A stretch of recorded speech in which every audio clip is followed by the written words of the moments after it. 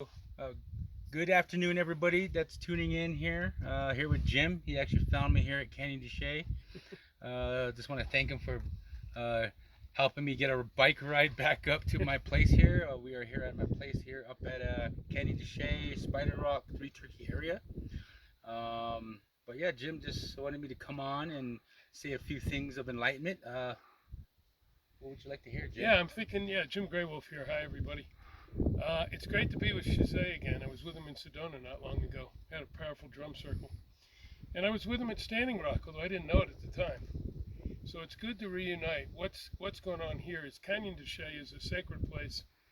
It's the heart of Navajo land, as Shiye tells me, and I always felt. And I have strong connections here from the past as well. So I was really glad that we connected because what Shiye is doing is practicing exactly what we need to do to get through this next piece, to reconnect with the Earth Mother. Because Shiye and a lot of people up here, they never lost that connection, like too many of us have.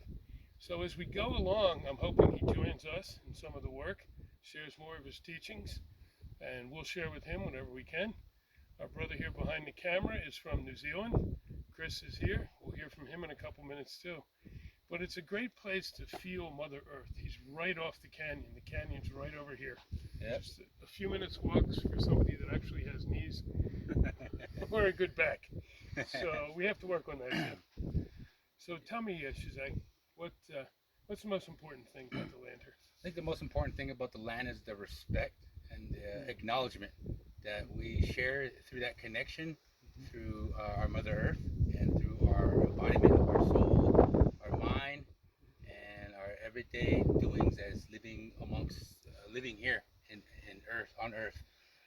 Through the Navajo language, it is always told that there's two different kind of people. There's the holy people, and then there are the humans like us, ones who are down here on Earth, making a living and going through those and building your spirit. And there's a lot of things that really are a part of it, a part of this life of living through and off the land. But like he was saying, we are here at my house and my hogan. We don't have no running water. We have pretty much we cut our own wood, we haul our own water. Um, but it's been like that since I've always been here, since I've grown up here my whole life, you know. And I grew up here since I left when I was 12 to go back up to South Dakota.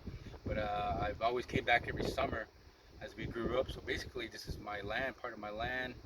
My dad built this hogan for us here, and so living this way by myself here. Well, we have electricity, but there was a point in time when we didn't have electricity. We still used to use the kerosene lamps and all that, but all that stuff now is like I'm used to it. I'm used to staying in a house with no electricity.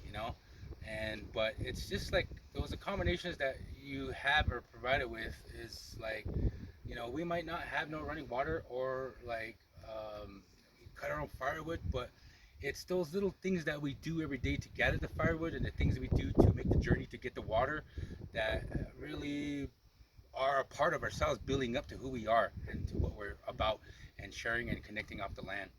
And I think that it's a beautiful thing that if you are already connected on the land, continue doing that. Resonate through your heart. Always walk in beauty with those good thoughts and share it out with everybody. Not necessarily got to be people, but share it out amongst yourself. Share it out with the birds. Share it out with the plants. A lot of people they always say, why you talk to the plants all the time? Why you talk to the animals? And then I think that's weird. But then I'm thinking in my mind, I think they're weird because they don't talk to the animals and they don't talk to the plants. But it's starting there though, and to know that you can't really plan out how to live it in this way. You just got to live in the moment to be in that way, and only through that moment, when you reflect to yourself through the land and through where you are and where you came from, you honor it. And this is the way of me honoring, where I come from. Just being a part, caretaking to the land. As you can see right now, I'm building this shade house, and these are wood from that were cut long time ago from my grandma that passed on, since 2002. But she used to be the caretaker of all this land. Wow. Her, and my grandpa, they They all this land that you see here is what they cleared sagebrush, trees, and they fenced it off, and it's kind of goes about it's almost a good half a mile. And at the same time, they also have the mountains up there where they go every summer sheep camp. And so it's those little traditions that they always carried on and showed us of how we moved along the land and what we did throughout our day to make that beauty way continue on in that message, Yeah, no, I think that's so critical, and I don't like doing shout outs, but I will here for a minute. Sanctuaries of the Earth Mother, SOTEM.org, the nonprofit that we've been running for quite some time, but now it's time to shine. That's exactly the sort of thing we're talking about, to learn from those who still remember how to do it. And I've met Shiye's children, wonderful children, and they're going to learn that. They will understand how to live with the earth. It's so, so critical. So, as we share these teachings, think about what you're doing. I talk to the animals every day, and I know people think I'm crazy, and if that's crazy, I'm glad I'm crazy, because the animals tell me a lot. I would have been dead many times, except animals saved me by showing me, you can't do that. And so I've listening to the earth, something Chris is really good at. Maybe he'll share some of that. These things are absolutely critical. I do want to give another shout out to our friends from Standing Rock. Our group, we still exist. There's several thousand people, if not more. And many of you know Shiye. Oh yeah, hey everybody on that platform. It's good to reconnect back with you guys. I'm still down here in Arizona, is where I'm at.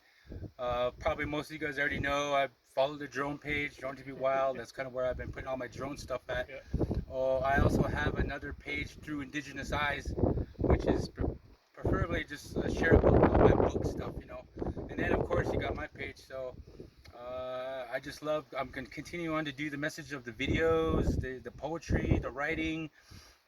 Just keep sharing out that message from the heart. I think that's what's the most important part for all of us to know and understand, and never ever forget the importance of our heart and the heart's journey, where we're at, where we're gonna go, who we're connecting with, what we're doing, just as much as as what we're doing right now. We're just connecting, coming together, bringing together the medicine and and the knowledge, and the energy.